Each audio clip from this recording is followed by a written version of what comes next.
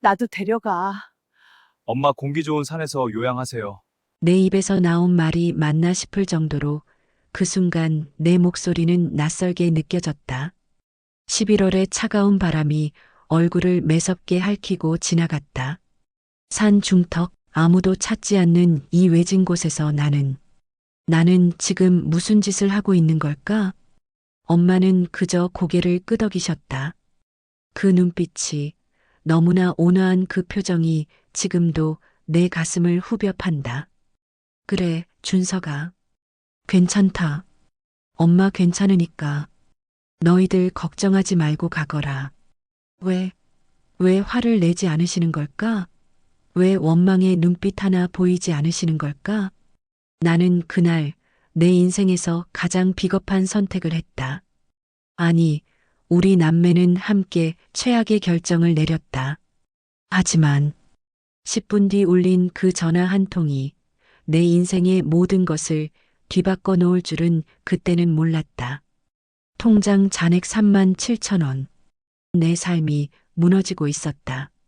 핸드폰 화면에 표시된 숫자를 바라보며 나는 편의점 삼각김밥 앞에서 한참을 고민했다. 1,500원짜리 김밥 2개를 살 것인가 아니면 1,200원짜리 컵라면을 살 것인가. 이게 38살 가장의 현실이었다. 오빠, 오늘 병원비가. 휴대폰 너머로 들리는 동생 은지의 목소리는 지쳐 있었다. 27살 한창 꽃다운 나이에 그 아이는 알바를 3개나 뛰고 있었다. 편의점 야간, 카페 오전, 배달 대행 저녁. 얼마나 나왔는데? 45만 원이야, 오빠. 엄마 당뇨약이랑 혈압약, 그리고 이번에 새로 처방받은 관절약까지. 손에 들고 있던 삼각김밥이 무겁게 느껴졌다. 아니, 세상 모든 게 무거웠다. 3년 전까지만 해도 나는 중소기업 과장이었다.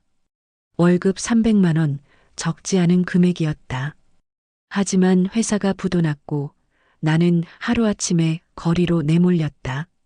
그리고 재취업의 문은 30대 후반의 나에게 너무나 좁았다. 오빠, 우리 어떡하지? 은지의 목소리에 섞인 울음을 들으며 나는 이를 악물었다. 엄마는 올해 65이셨다. 2년 전 아버지가 돌아가신 후 엄마의 건강은 급격히 나빠졌다. 당뇨, 고혈압, 관절염, 거기에 최근에는 경미한 치매 증상까지 보이기 시작했다. 병원비는 한 달에 평균 180만 원. 요양보호사 비용은 월 150만 원. 집세는 50만 원. 합계 380만 원. 하지만 내 수입은 일용직 막일로 한 달에 벌어봐야 120만 원. 은지가 3개의 알바를 뛰어도 150만 원이 고작이었다. 적자가 매달 쌓여갔다. 오빠, 요양원은 알아봤어? 작은 방에서 은지와 나는 마주 앉아 있었다. 엄마는 옆방에서 주무시고 계셨다. 아니, 주무시는 척하고 계실지도 모른다. 알아봤지. 국가에서 지원받는 요양원은 대기자가 300명이 넘어. 빨라야 2년은 걸린대. 그럼 사설 요양원은 한 달에 200만 원에서 300만 원이야. 은지의 얼굴이 하얗게 질렸다. 오빠, 우리 어떻게 해? 이러다간 우리까지 다 무너져. 그 순간 컴퓨터 모니터에 떴던 광고 하나가 떠올랐다. 산속 실버타운, 월 30만 원부터. 하지만 그건 사기였다. 클릭해보니 실제로는 존재하지도 않는 유령 광고였다. 그런데 그 광고를 보면서 내 머릿속에 끔찍한 생각 하나가 스쳐 지나갔다. 산속이라면. 아니야. 이건 아니지. 하지만 그 생각은 독처럼 내 머릿속에 퍼져나갔다. 은지야. 응? 만약. 정말 만약에 말이야. 내 목소리가 떨렸다. 입 밖으로 꺼내서는 안 될 말이었다.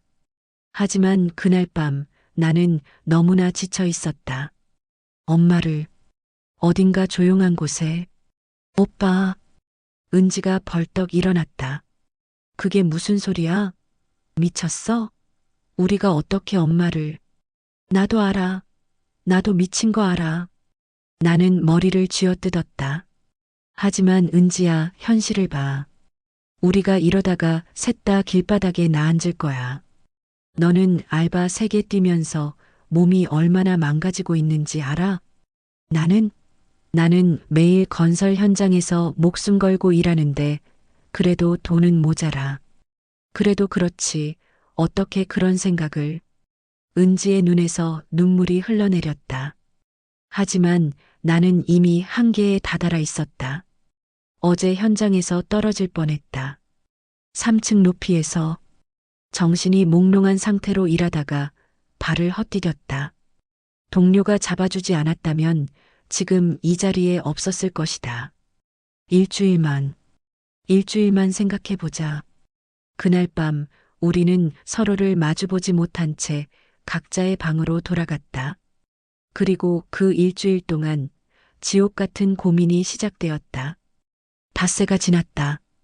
그 닷새 동안 나는 제대로 잠을 자지 못했다. 눈을 감으면 엄마의 얼굴이 떠올랐다. 내가 어렸을 때 40도가 넘는 고열에 시달릴 때 밤새 간호해 주시던 그 따뜻한 손길이 느껴졌다. 준서가 힘내. 엄마가 있잖니.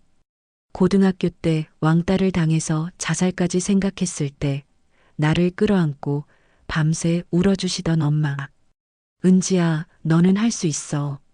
오빠랑 엄마가 응원해. 은지가 대학 입시에 떨어졌을 때 마지막 남은 전세금을 빼서 재수학원비를 내주시던 엄마. 그런 엄마를 내가 어떻게. 오빠. 은지가 내 방문을 두드렸다.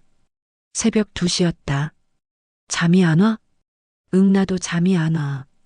은지도 마찬가지였다. 눈 밑에 다크서클이 짙게 내려앉아 있었다. 오빠, 나 오늘 병원에서 엄마 검사 결과 들었어. 뭐라는데?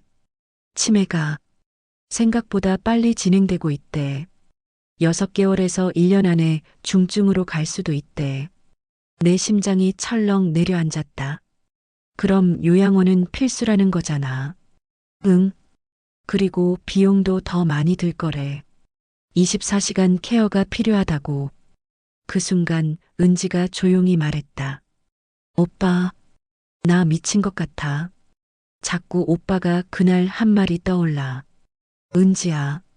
아냐, 들어봐. 나도 알아. 이게 얼마나 끔찍한 생각인지. 하지만 우리도 살아야 하잖아. 내가 요즘 너무 피곤해서 배달하다가 사고 날 뻔했어.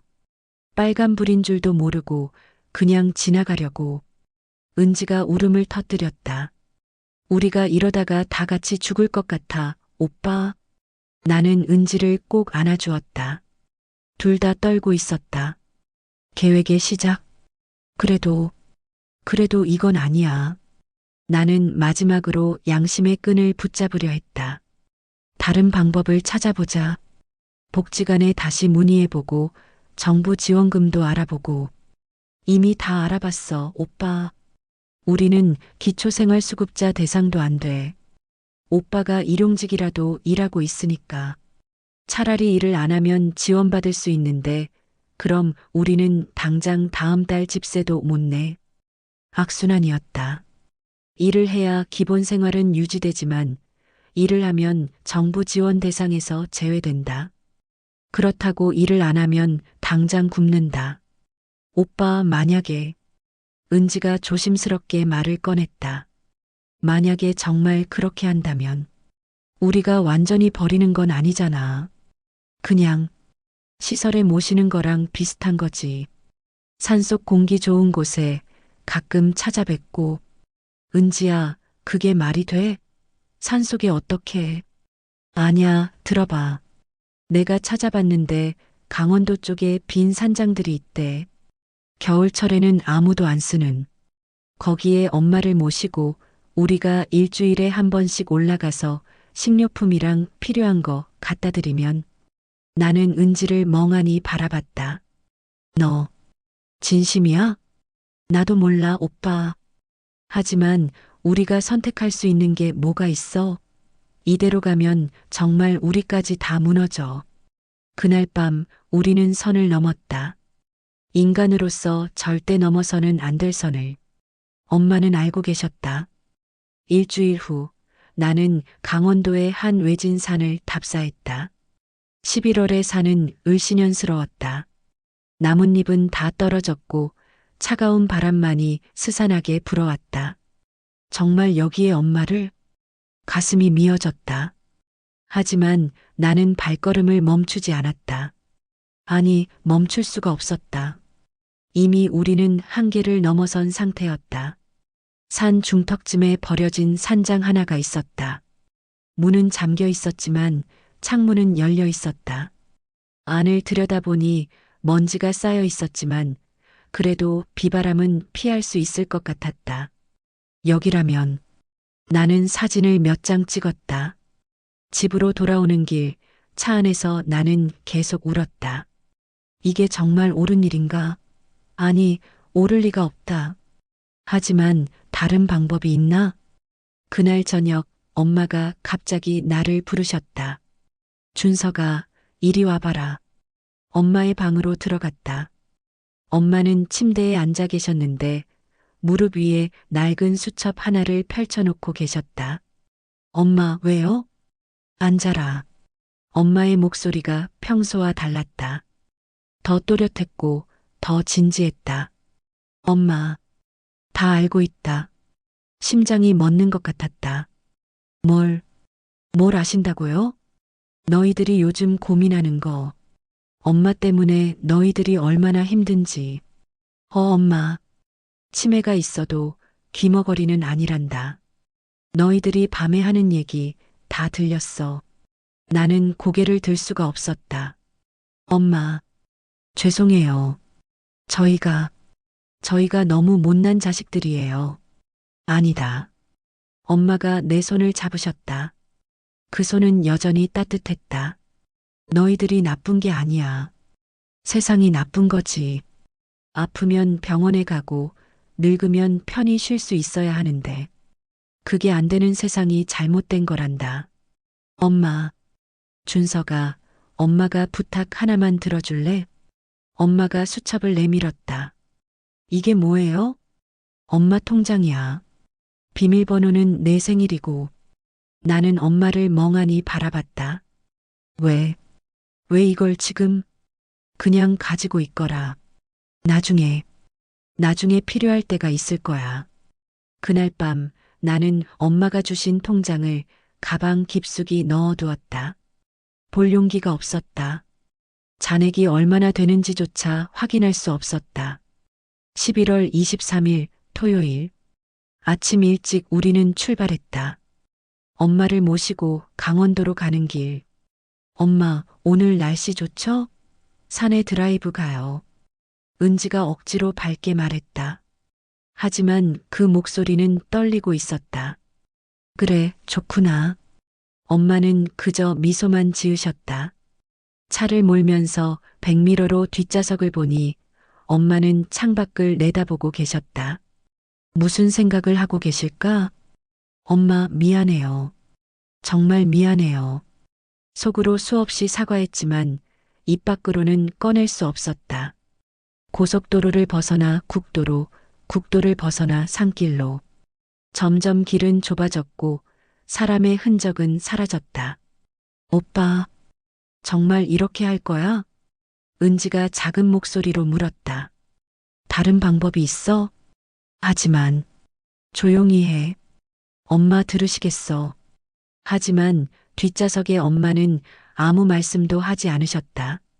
그저 가만히 창밖만 바라보고 계셨다. 산길을 한참 올라가니 내가 지난주에 찾아놓은 그 장소가 나왔다. 여기다. 차를 세웠다. 이별의 순간. 엄마, 잠깐 내려서 산 좀 걸으실래요? 공기도 쐴 겸. 나는 최대한 자연스럽게 말하려 했다. 하지만 목소리는 갈라지고 있었다. 그래, 그러자. 엄마를 부축해 차에서 내렸다. 11월의 차가운 바람이 얼굴을 때렸다. 버려진 산장까지는 200m 정도 걸어야 했다. 엄마는 천천히 하지만 스스로 걸으셨다. 엄마, 괜찮으세요? 응, 괜찮다. 공기가 정말 좋구나. 엄마의 그 말이 내 가슴을 후벼 팠다. 산장 앞에 도착했다. 엄마, 여기서 잠깐 쉬었다 가요. 그래. 산장 문을 열었다. 안은 차가웠지만 그래도 비바람은 피할 수 있을 것 같았다. 나는 준비해온 담요와 식료품, 물을 안에 놓았다. 손이 떨렸다. 엄마. 더 이상 말이 나오지 않았다. 엄마는 산장 안에 앉으셨다. 그리고 나를 올려다보셨다. 준서가. 예, 엄마. 엄마는 괜찮단다. 엄마, 너희들을 원망하지 않아. 너희들이 최선을 다한 거 엄마가 알아. 눈물이 쏟아졌다. 죄송해요, 엄마. 정말 죄송해요. 저희가 이렇게밖에 할 수 없어서. 울지 마라, 우리 아들. 엄마가 내 손을 잡으셨다. 엄마가 너희들한테 짐이 되는 게 제일 싫었단다. 이제 엄마 걱정 말고 너희들 인생 살아라. 엄마. 은지도 울음을 터뜨렸다. 엄마, 저희 너무 나쁜 거 알아요. 하지만, 다 알아. 은지야, 너도 건강 챙기고, 알바 너무 무리하지 말고. 엄마는 가방에서 무언가를 꺼내셨다. 낡은 통장 하나였다. 이거, 며칠 전에 준 거 말고 하나 더 있단다. 엄마, 이게, 나중에 봐라. 지금은 그냥 가거라. 빨리 가. 엄마가 너희들 우는 거 보는 게 제일 힘들다. 돌아오는 길. 산장 문을 닫았다. 아니, 닫을 수가 없었다. 손이 너무 떨렸다. 오빠, 빨리 가자. 은지가 내 팔을 잡아 끌었다. 발걸음을 뗐다. 한 걸음, 두 걸음. 뒤돌아보지 말자. 뒤돌아보면 무너질 것 같았다. 하지만 20m쯤 걸어갔을 때 나도 모르게 뒤를 돌아봤다. 산장 창문 너머로 엄마가 보였다. 손을 흔들고 계셨다. 엄마, 공기 좋은 산에서 건강하게 사세요. 내 입에서 터져나온 말이었다. 최악의 순간에 최악의 말을. 엄마는 고개를 끄덕이셨다. 차로 돌아왔다. 시동을 걸었다. 엑셀을 밟았다. 오빠, 우리 정말 나쁜 일 한 거 아니야? 은지가 울면서 말했다. 모르겠어. 나도 모르겠어. 산길을 내려오는데 세상이 흔들리는 것 같았다. 아니, 내 손이 떨려서 핸들이 흔들리고 있었다. 우리가 뭘 한 거야? 우리가 대체 무슨 짓을 한 거야? 산을 완전히 내려온 것은 출발한 지 10분쯤 지나서였다. 국도에 진입하자마자 내 휴대폰이 울렸다. 엄마. 발신자 표시를 보는 순간 온몸에 전율이 흘렀다. 엄마. 휴대폰을 갖고 계셨나? 아니다. 나는 분명 엄마 휴대폰을 집에 두고 왔다. 배터리도 다 떨어진 상태였고, 그럼 이건 뭐지? 떨리는 손으로 전화를 받았다. 여보세요? 준서가. 엄마의 목소리였다. 하지만 평소와 달랐다. 더 또렷하고 더 차분했다. 엄마. 어떻게 전화를. 은지가 예전에 쓰던 옛날 폰을 가져왔단다. 충전해 놓고. 순간 옆에 앉은 은지와 눈이 마주쳤다. 은지도 당황한 표정이었다. 엄마. 뭐가 필요하세요? 저희가 다시. 아니다. 올라올 필요 없어. 엄마의 목소리가 침착했다. 너무나 침착해서 오히려 더 무서웠다. 엄마, 무슨 일이세요? 준서가. 지금 운전 중이지? 예. 그럼 차 세워라. 이 얘기는 운전하면서 들을 얘기가 아니다. 심장이 미친 듯이 뛰었다. 급히 갓길에 차를 세웠다. 엄마. 대체 무슨 통장 말이다. 통장? 내가 며칠 전에 준 통장 확인 안 해봤지? 아, 예. 아직. 그리고 오늘 또 하나 줬잖니. 그것도 안 받고? 예. 지금 봐라. 예. 지금 당장 확인해 보라고. 나는 뒷좌석에 놓아둔 가방을 꺼냈다. 손이 너무 떨려서 지퍼를 여는 것조차 힘들었다. 가방 안에서 낡은 통장 2개가 나왔다. 확인했니? 예. 지금 보고 있어요. 그럼 앞장부터 펴봐라. 떨리는 손으로 첫 번째 통장을 펼쳤다. 그리고 나는 숨이 멎었다. 잔액 5억 8,743만 2천 원. 5억 8천만 원? 이게 뭐예요? 두 번째 통장도 봐라. 두 번째 통장을 펼쳤다. 잔액 4억 1,265만 원. 4억 1천만 원? 합계 10억 원? 엄마. 이게 대체? 옆에서 은지가 통장을 빼앗아 봤다.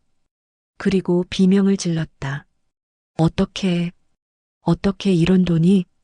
휴대폰 너머로 엄마의 목소리가 들렸다. 놀랐지? 엄마, 이 돈이 어떻게? 준서가 엄마가 바보 같아 보였니? 예. 아니, 치매 걸린 늙은이라고 생각했지?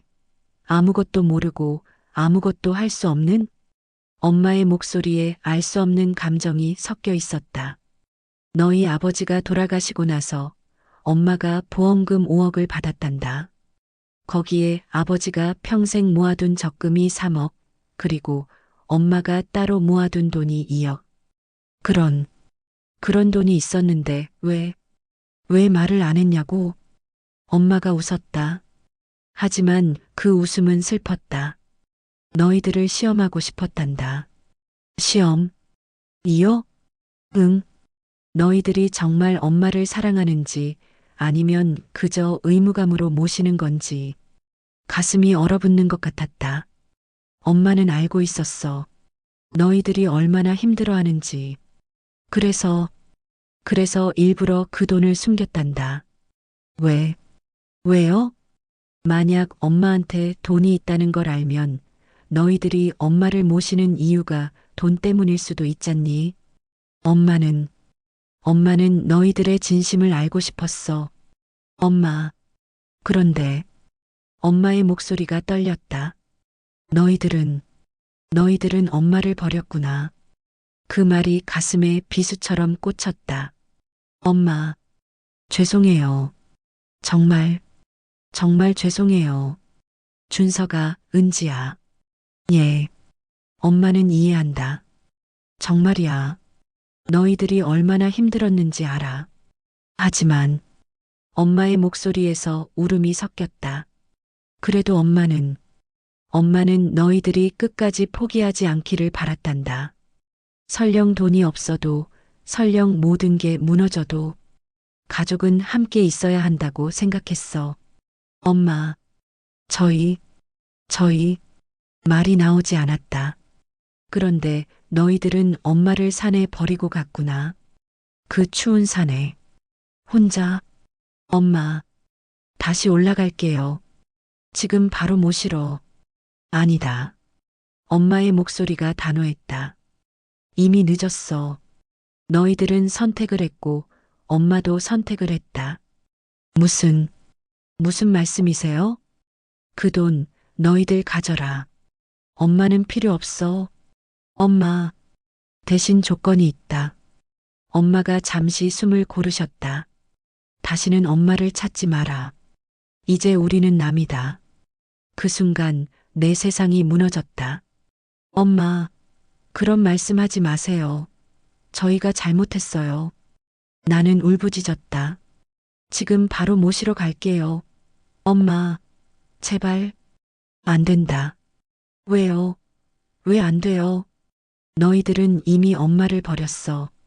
한 번 버린 자식들이 돈이 있다는 걸 알고 나서 다시 찾아온다? 그게 말이 되니? 아니에요. 저희는 정말 어쩔 수 없었어요. 어쩔 수 없다고. 엄마의 목소리가 차갑게 식었다.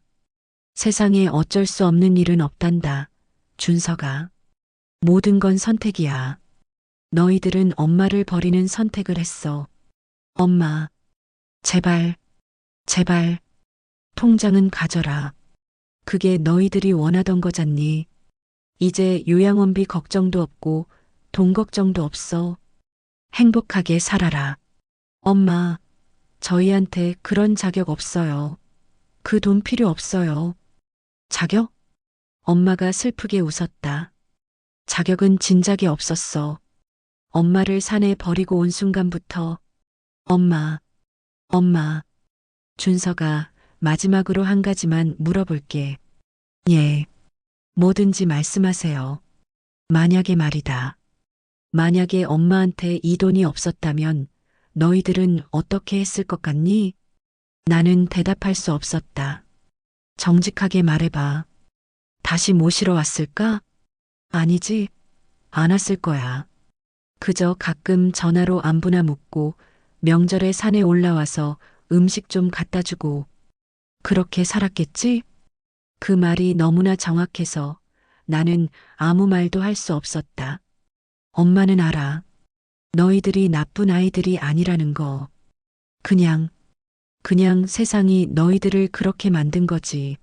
엄마. 하지만 그래도 엄마는 상처받았어. 엄마가 낳아서 키운 자식들한테 버림받았다는 게 너무 슬프고 아프다. 전화가 끊겼다. 엄마, 엄마. 다시 전화를 걸었지만 받지 않으셨다. 광기의 시간. 오빠, 우리 어떡해? 은지가 통장을 움켜쥔 채 울고 있었다. 10억이야, 오빠. 10억? 이 돈만 있었어도 우리. 닥쳐. 나는 소리를 질렀다. 그 돈 얘기하지 마. 지금 그게 중요한 게 아니야. 하지만 엄마를 모시러 가야 해. 지금 당장. 나는 차를 다시 돌렸다. 하지만 10미터도 가지 못하고 멈췄다. 돌아가서 뭐라고 말하지? 죄송하다고? 용서해달라고? 엄마는 우리를 용서하실까? 아니, 용서받을 자격이나 있나? 머릿속이 복잡했다. 오빠, 조용히 좀 해. 생각 좀 하자. 하지만 생각을 하면 할수록 상황은 더 악화되는 것 같았다. 엄마 말이 맞았다. 만약 그 돈이 없었다면 우리는 정말 다시 모시러 갔을까? 솔직히 모르겠다. 아니, 안 갔을 것 같다. 그저 일주일에 한 번씩 올라가서 식료품 갖다 드리고 가끔 전화하고 그렇게 살았을 것이다. 그게 우리의 진짜 모습이었다. 으악. 나는 핸들에 머리를 박았다. 오빠, 진정해. 진정해? 어떻게 진정해? 우리가 뭘 한 거야? 우리가 대체 무슨 짓을 한 거냐고. 차 안이 울음으로 가득 찼다. 얼마나 시간이 흘렀을까? 1시간? 2시간? 해가 지기 시작했다. 오빠, 그래도 다시 올라가 보자. 엄마한테 진심으로 사과하고 엄마가 받아주실 것 같아? 그래도 우리는 자격이 없어, 은지야. 엄마가 맞았어. 우리는 이미 선을 넘었어.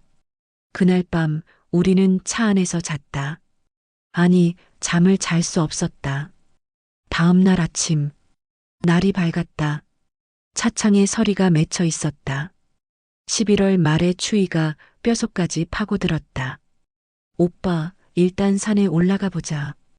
은지의 제안에 나는 고개를 끄덕였다. 다시 산길을 올라갔다. 어제 내려왔던 그 길을. 하지만 이번에는 발걸음이 더 무겁게 느껴졌다. 산장에 도착했다. 문을 열었다. 엄마. 하지만 산장은 텅 비어 있었다. 엄마. 어디 계세요? 은지가 주변을 둘러봤지만 엄마는 보이지 않았다. 오빠, 이거 봐. 은지가 손에 무언가를 들고 있었다. 쪽지 한 장이었다. 준서가, 은지야. 너희들이 이 글을 읽고 있다면 아마 어제 밤을 걱정으로 보냈겠구나. 괜찮다. 엄마는 안전한 곳에 있어. 사실 엄마는 미리 준비를 했단다. 너희들이 이런 선택을 할까봐. 이 산장 근처에 엄마 옛날 친구가 운영하는 작은 민박집이 있어. 거기서 지내고 있으니 걱정하지 마라. 돈도 있고 건강도 아직 괜찮으니까. 너희들은 그냥 너희 인생 살아라. 엄마는 이제 너희들의 짐이 되고 싶지 않아. 그게 엄마의 마지막 소원이다. 엄마가 편지를 읽는 내내 눈물이 멈추지 않았다. 엄마, 어디 계세요? 어디? 나는 미친 사람처럼 산장 주변을 뛰어다녔다. 엄마, 엄마. 하지만 대답은 없었다. 수색. 우리는 그날 하루 종일 산을 헤맸다. 민박집을 찾아서, 엄마의 친구를 찾아서. 하지만 이 넓은 산 속에서 민박집 하나를 찾는다는 건 불가능에 가까웠다. 아저씨, 혹시 이 근처에 민박집 아세요? 지나가는 등산객에게 물어봤지만 아무도 몰랐다. 오빠, 전화해봐. 엄마한테 전화를 걸었다. 하지만 받지 않으셨다. 문자를 보냈다. 엄마, 제발 전화 좀 받아주세요. 저희가 잘못했어요. 읽음 표시도 뜨지 않았다. 해가 다시 지기 시작했다. 은지야, 우리 포기하면 안 돼, 오빠. 엄마 찾을 때까지. 그날 밤도 그 다음 날도 우리는 계속 엄마를 찾아 헤맸다. 일주일 후, 일주일이 지났다. 우리는 경찰에 신고도 했고 산속 구석구석을 뒤졌지만 엄마는 찾을 수 없었다. 오빠, 정말 어디 계신 걸까? 모르겠어. 나는 이제 기력도 없었다. 일주일 동안 제대로 먹지도 자지도 못했다. 그러던 어느 날 다시 엄마한테서 문자가 왔다. 더 이상 찾지 마라. 엄마는 잘 지내고 있어. 너희들도 이제 너희 삶을 살아라. 그게 엄마가 바라는 거야. 엄마, 통장의 돈은 너희들 미래를 위해 써라. 그게 엄마의 마지막 선물이다. 나는 통장을 꺼내봤다. 10억? 하지만 이 돈이 뭐가 중요한가? 엄마가 없는데. 은지야. 응, 우리 정말 큰 실수를 한 거야. 나도 알아, 오빠. 그날 밤 우리는 결심했다. 엄마를 찾을 때까지 절대 포기하지 않기로. 단서. 일주일이 더 지났다. 우리는 매일 산에 올랐다. 일도 그만뒀다. 은지도 알바를 모두 그만뒀다. 이제 중요한 건 오직 하나. 엄마를 찾는 것. 오빠, 이거 봐. 은지가 산장 근처에서 무언가를 발견했다. 작은 영수증이었다. 산장마트. 11월 24일. 엄마가 떠나신 다음 날이었다. 이 마트가 어디 있는지 찾아보자. 휴대폰으로 검색했다. 산에서 차로 20분 거리에 작은 마트가 있었다. 우리는 곧장 그곳으로 달려갔다. 아저씨, 혹시 이분 보셨어요? 엄마 사진을 보여드렸다. 잘 모르겠는데. 제발요, 이분은 제 엄마세요. 찾아야 해요. 마트 주인이 한참을 생각하더니 말했다. 아, 맞다. 이분 본 것 같네. 2주 전쯤에. 정말요? 어디로 가셨는지 아세요? 글쎄, 택시를 타고 가시던데. 택시요?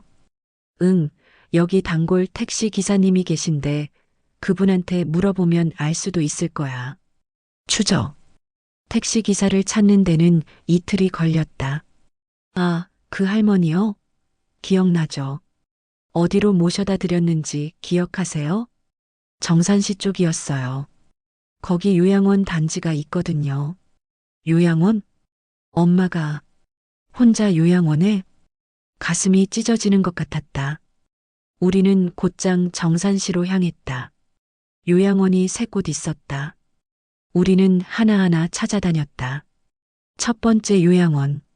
죄송하지만 그런 분은 안 계신데요. 두 번째 요양원. 저희는 개인정보 보호 때문에. 세 번째 요양원. 잠시만요.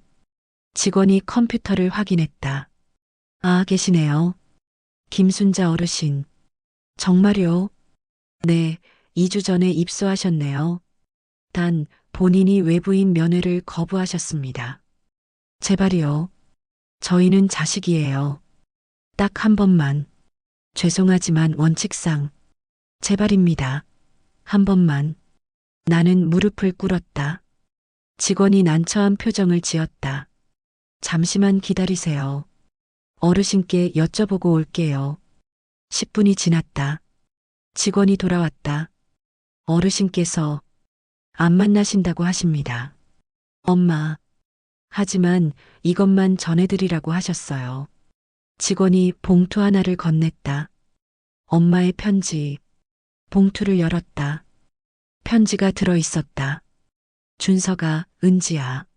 너희들이 여기까지 찾아왔구나. 미안하다. 만나주지 못해서. 하지만 엄마는 아직 너희들을 만날 준비가 안 됐단다. 상처가 너무 깊어서 너희들을 미워하는 건 아니야. 오히려 너희들이 걱정돼. 이렇게 엄마를 찾아다니느라 일도 못하고 제대로 먹지도 못하고 엄마가 바라는 건 딱 하나야. 너희들이 행복하게 사는 것.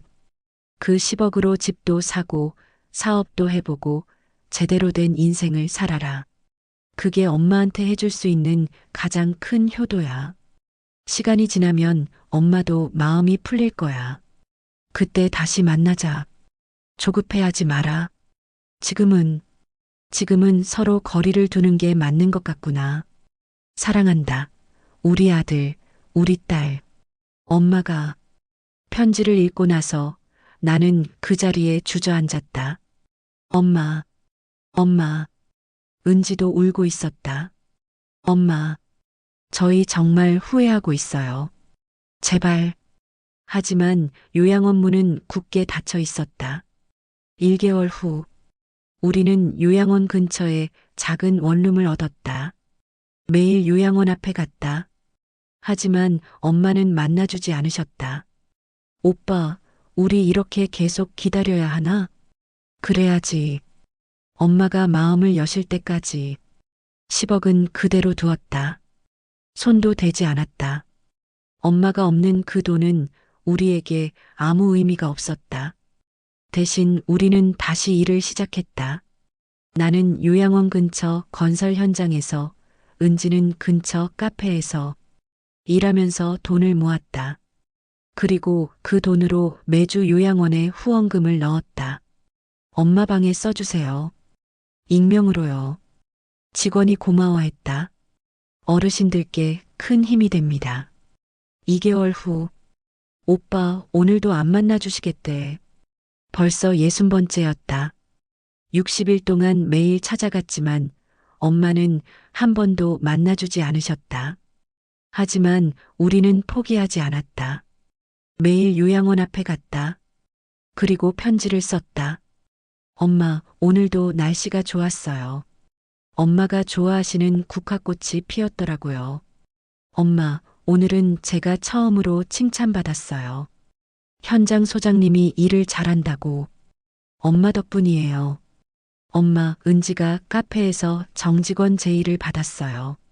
엄마가 기뻐하실 것 같아서 편지 써요. 매일 편지를 쓰고 요양원 직원에게 전달했다. 엄마가 읽으시는지는 모르겠지만 우리는 계속 썼다. 3개월 후, 어르신께서 오늘 산책 나가신다고 하셨어요. 직원의 말에 우리는 깜짝 놀랐다. 정말요? 그럼 저희가. 아니요, 혼자 나가신다고 하셨어요.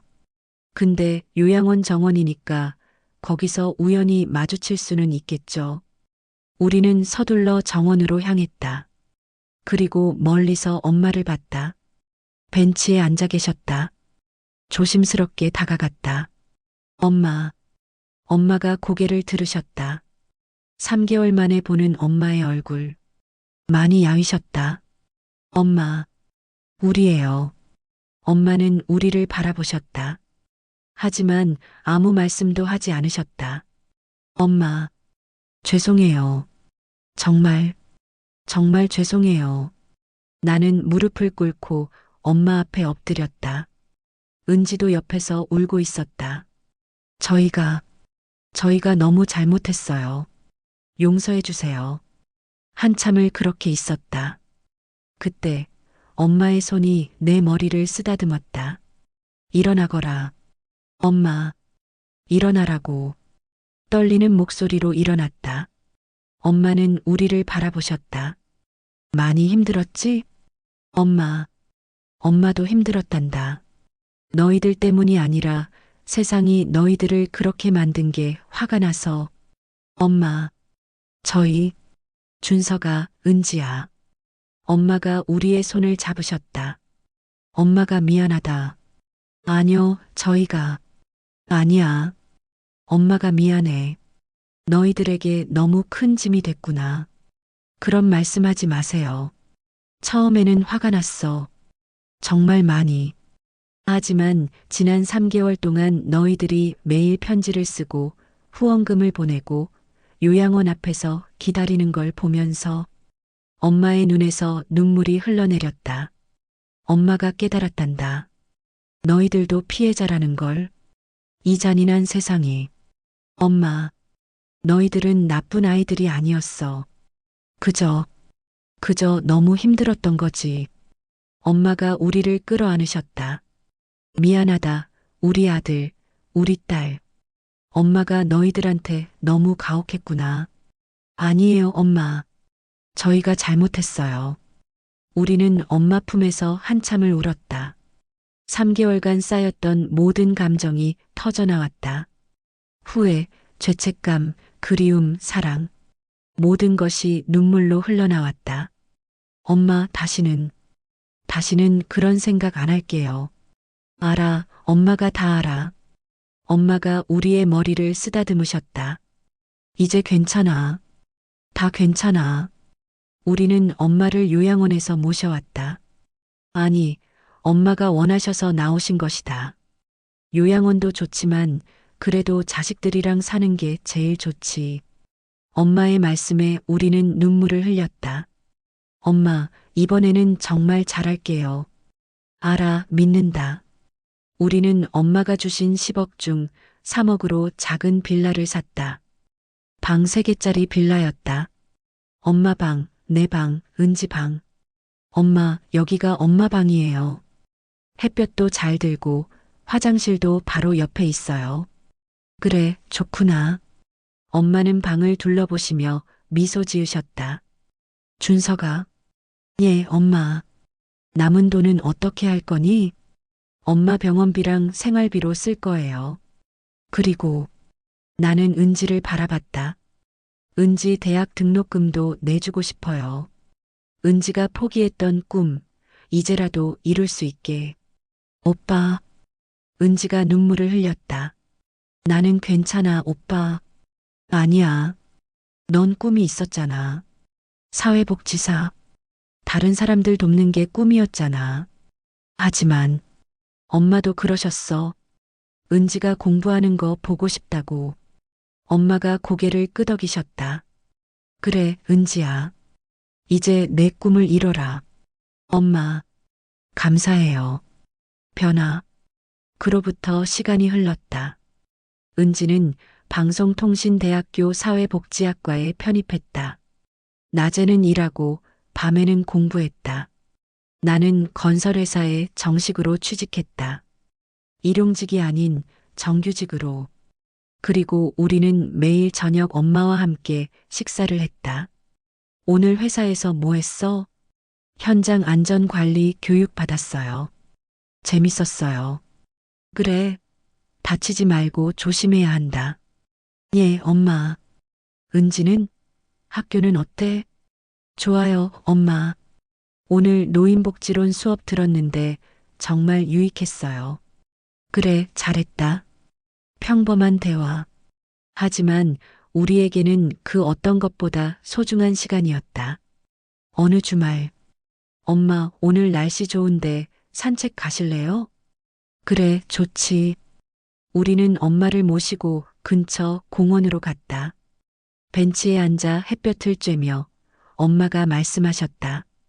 준서가, 예, 엄마. 엄마가 그날 왜 그랬는지 아니? 그날요? 너희들을 시험했던 거 말이야. 나는 고개를 끄덕였다. 사실은 말이다. 엄마가 먼 곳을 바라보셨다. 엄마도 무서웠어. 혼자 남겨질까봐. 자식들한테 버림받을까봐. 엄마. 그래서 일부러 돈이 있다는 걸 숨겼단다. 만약 돈 때문에 너희들이 엄마를 모신다면 그건 진짜 사랑이 아니잖니. 엄마, 저희는 알아. 이제 알아. 너희들은 정말 힘들었던 거지. 엄마를 사랑하지 않았던 게 아니라. 엄마가 내 손을 잡으셨다. 그리고 엄마도 깨달았어. 사랑은 시험하는 게 아니라는 걸. 믿어주는 거라는 걸. 엄마, 우리 다시 시작하자. 이번에는 제대로. 서로를 믿으면서. 예, 엄마. 꼭 그럴게요. 2년 후 봄벚꽃이 만개한 날 은지의 졸업식이 있었다. 축하합니다. 김은지 학생. 학장이 졸업장을 건네주었다. 우리는 객석에서 박수를 쳤다. 우리 딸 최고. 엄마가 환하게 웃으셨다. 졸업식이 끝나고 우리는 엄마가 좋아하시는 한정식 집에 갔다. 엄마, 제가 첫 월급 받으면 이것보다 더 좋은 데 모실게요. 아니야, 여기가 최고야. 우리 가족이 함께 있으니까. 엄마의 말에 우리는 모두 웃었다. 그런데 은지야, 취직은 됐니? 네, 엄마. 제가 봉사했던 노인복지관에서 연락 왔어요. 정식 직원으로 채용하고 싶대요. 정말 축하한다. 고마워요, 오빠. 다 오빠 덕분이에요. 무슨 소리야? 내가 열심히 한 거지. 7월 엄마의 생신이었다. 우리는 작은 파티를 준비했다. 엄마, 생신 축하해요.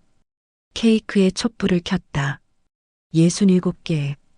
소원 빌어요, 엄마. 엄마는 눈을 감으셨다. 그리고 촛불을 끄셨다. 무슨 소원 비셨어요?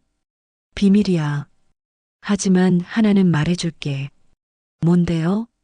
너희들이 행복하게 사는 것. 그게 엄마의 소원이란다. 엄마, 저희도 엄마가 건강하시고 행복하신 게 소원이에요. 그래, 고맙다. 우리는 케이크를 나눠 먹으며 옛날 얘기를 했다. 엄마, 제가 어렸을 때 말이에요. 응? 엄마가 밤새 간호해 주신 거 기억나요? 제가 독감 걸렸을 때. 기억하지? 40도 넘는 열이 안 내려가서 엄마가 얼마나 걱정했는데. 그때 엄마가 계속 이마를 닦아주시면서 노래 불러주셨잖아요. 그랬지. 그 노래 지금도 기억해요. 나는 조용히 노래를 불렀다. 반짝반짝 작은 별. 엄마가 따라 부르셨다. 아름답게 비치네. 은지도 합류했다. 우리는 함께 노래를 불렀다. 그 순간이 그 어떤 것보다 행복했다. 10월, 우리는 다시 그 산을 찾았다. 2년 전 우리가 엄마를 버렸던 그곳. 엄마, 괜찮으세요? 여기 오셔도. 괜찮아. 오히려 와야 할 것 같았어. 우리는 산장 앞에 섰다.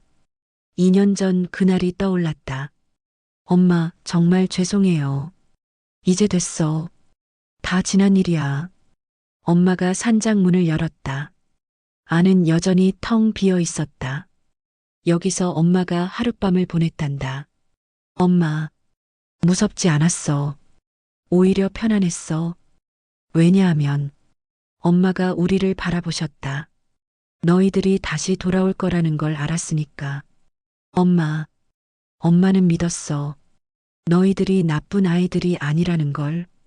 그저 잠시 길을 잃었을 뿐이라는 걸. 우리는 엄마를 꼭 안았다. 이제 가자. 집으로. 우리 집으로. 12월 크리스마스 이브. 우리는 작은 트리를 꾸몄다. 엄마, 여기 천사 달아주세요. 그래. 엄마가 트리 꼭대기에 천사 장식을 달았다.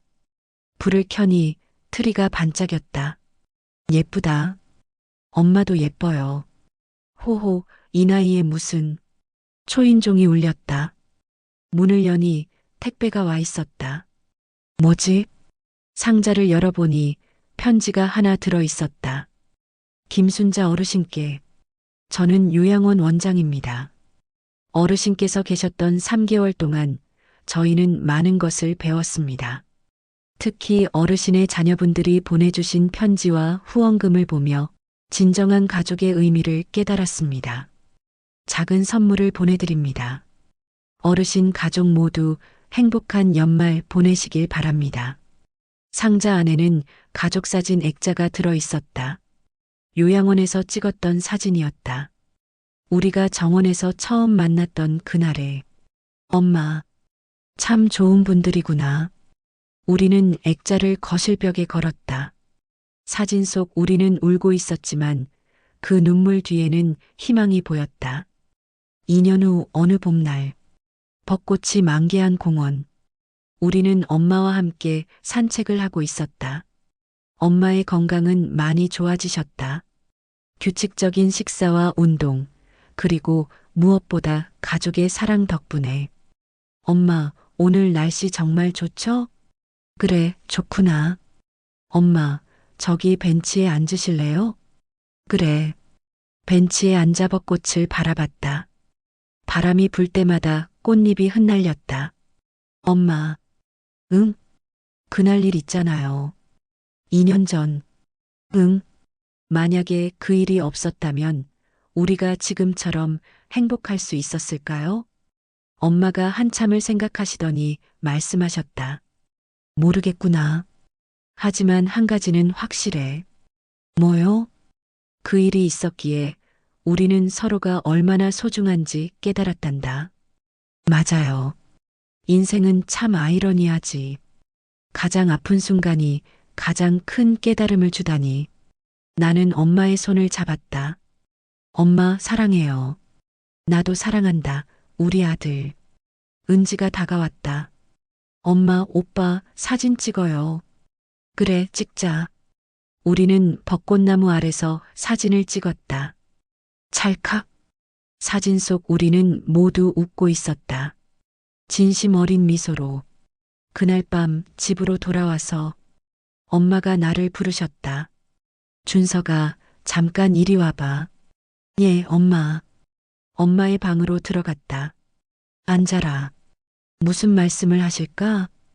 준서가 엄마가 마지막으로 할 얘기가 있단다. 마지막이요? 무슨, 아니, 그런 의미가 아니라. 엄마가 웃으셨다. 엄마가 너희들한테 하고 싶었던 말. 말씀하세요, 엄마. 고맙다. 예. 너희들이 포기하지 않아줘서, 엄마를 다시 찾아줘서, 엄마, 당연한 거예요. 아니야. 당연한 게 아니란다. 많은 사람들이 포기해. 힘들면, 어려우면 그냥 놓아버리지. 엄마가 내 손을 잡으셨다. 하지만 너희들은 끝까지 포기하지 않았어. 그게 엄마한테는 세상에서 가장 큰 선물이었단다. 엄마. 그리고 또 하나. 뭐요? 미안하다. 왜요? 너희들을 시험해서 그 10억으로. 엄마, 그건 아니야. 엄마가 잘못했어. 사랑은 시험하는 게 아니었어. 그냥 믿어주는 거였는데. 엄마, 괜찮아요. 덕분에 우리가 정신 차렸어요. 그래도 나는 엄마를 안았다. 엄마, 이제 다 괜찮아요. 우리 행복하잖아요. 그래, 행복하구나. 그날 밤 우리는 오랫동안 이야기를 나눴다. 과거의 아픔에 대해서, 현재의 행복에 대해서, 그리고 미래의 희망에 대해서. 3년 후, 은지가 결혼을 했다. 신랑은 복지관에서 만난 좋은 사람이었다. 엄마 예쁘죠? 웨딩드레스를 입은 은지가 엄마께 물었다. 그럼 우리 딸이 세상에서 제일 예쁘지. 결혼식장. 엄마는 맨 앞자리에 앉아 계셨다. 식이 시작되고 은지가 입장했다. 내가 은지의 손을 잡고 함께 걸었다. 버질로드를 걸으며 나는 엄마를 봤다. 엄마는 눈물을 흘리고 계셨다. 하지만 그 눈물은 슬픔이 아니었다. 기쁨의 눈물이었다. 신랑에게 은지의 손을 건네주고 나는 엄마 옆에 앉았다. 엄마, 우시면 안 되죠. 아니야. 너무 행복해서 그래. 저도 행복해요, 엄마. 식이 끝나고 피로연이 시작됐다. 엄마는 손님들과 인사를 나누셨다. 어머님, 정말 복 많으세요. 자녀분들이 다 효자 효녀시네요. 손님의 말에 엄마는 미소 지으셨다. 복이 아니라 사랑이랍니다. 사랑이요? 네. 우리는 서로를 사랑해요. 그게 가장 큰 복이죠.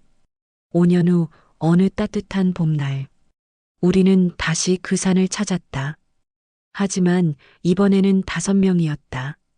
엄마, 나, 은지, 은지 남편, 그리고 할머니, 여기가 어디예요?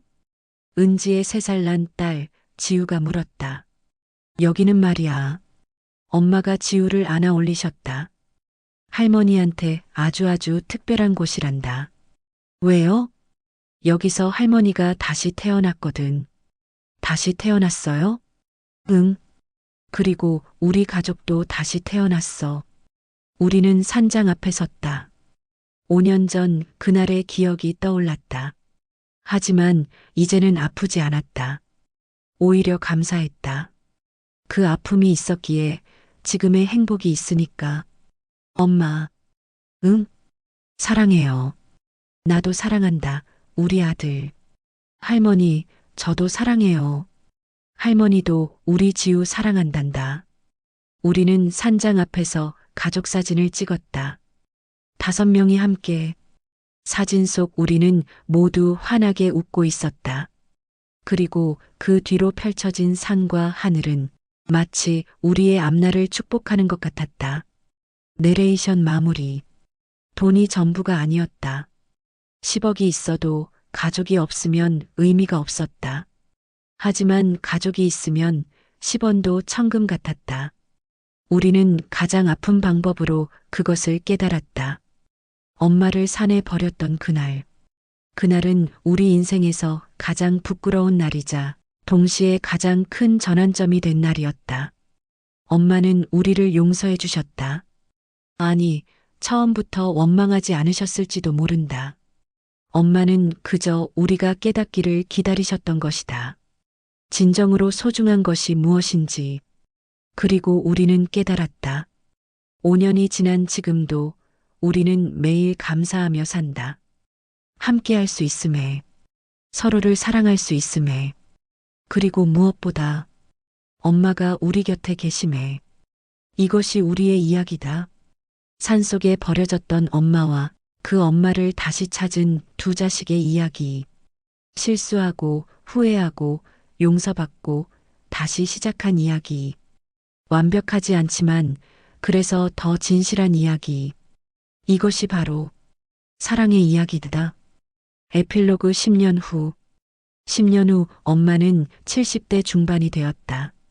건강은 예전 같지 않으시지만 여전히 우리와 함께 계신다. 매일 아침 우리는 엄마 방에 들어가 인사를 드린다. 엄마, 주무셨어요? 응, 잘 잤다. 오늘 날씨 좋은데 산책 가실래요? 그래, 좋지. 은지의 딸 지우는 이제 8살이 됐다. 할머니를 누구보다 잘 따른다. 할머니, 오늘 학교에서 그림 그렸어요. 그래, 뭐 그렸는데? 우리 가족이요. 할머니, 엄마, 아빠, 그리고 저. 와, 정말 예쁘게 그렸구나. 할머니가 제일 예쁘게 그렸어요. 엄마는 지우를 꼭 안아주신다. 그 모습을 보며 나는 생각한다. 만약 그날 우리가 엄마를 끝까지 버렸다면? 만약 엄마가 우리를 용서하지 않으셨다면? 만약 우리가 포기했다면? 지금 이 행복은 없었을 것이다. 모든 것은 선택이었다. 우리는 한 번 잘못된 선택을 했다. 하지만 다시 올바른 선택을 할 기회가 있었다. 그리고 우리는 그 기회를 놓치지 않았다. 엄마를 다시 찾았고 용서를 빌었고 진심으로 사랑했다. 그 결과가 바로 지금의 행복이다. 이 이야기를 보시는 모든 분들께 당신의 부모님은 지금 어디 계신가요? 마지막으로 사랑한다고 말씀드린 게 언제인가요? 돈이 없어도 시간이 없어도 사랑은 표현할 수 있습니다. 엄마 사랑해요. 아빠 고마워요. 이 한마디가 어쩌면 세상 그 어떤 것보다 큰 선물일지도 모릅니다. 후회하지 마세요. 지금 당장 전화하세요. 지금 당장 만나러 가세요. 내일은 늦을 수 있습니다. 우리 가족처럼 행복한 결말을 맞이할 수 있길, 모든 가족들이 사랑으로 하나 되길 진심으로 바랍니다.